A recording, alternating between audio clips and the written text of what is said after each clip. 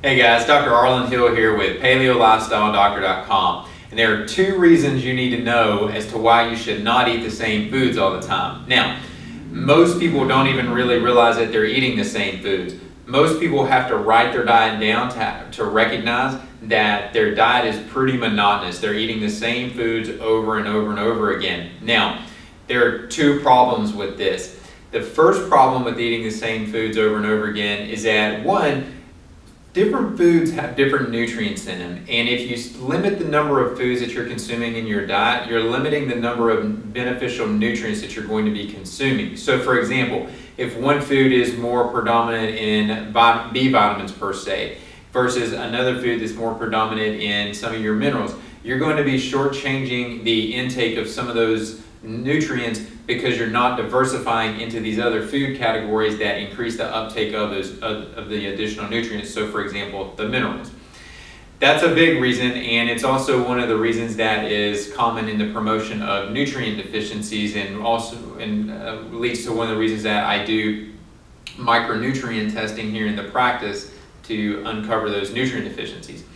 The second reason why consuming the same foods over and over can be detrimental to your health, and probably maybe even more significant and a little bit more important, is that your immune system becomes very alert to the consumption of foods that are consumed consistently over and over. Think about this much like a bacteria.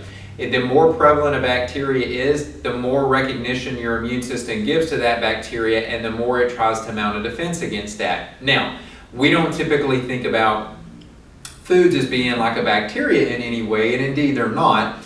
But what we have to recognize is that foods, especially foods that go undigested because of what some people refer to as a leaky gut, that opens the door for us not to break those foods down efficiently, get them down to a small enough size, and assimilate them in to the point that they're recognized as food. If this food leaks into our system, as the term leaky gut implies, then our immune system begins to target that, and it develops a response against it.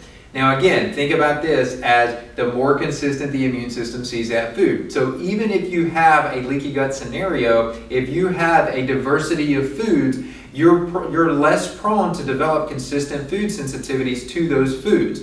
So the second big reason behind avoiding consuming a monotonous diet and over consuming the same foods consistently is going to be that we don't want to set up immune reactions. The significance in setting up these immune reactions is these may lead to such things as joint pain.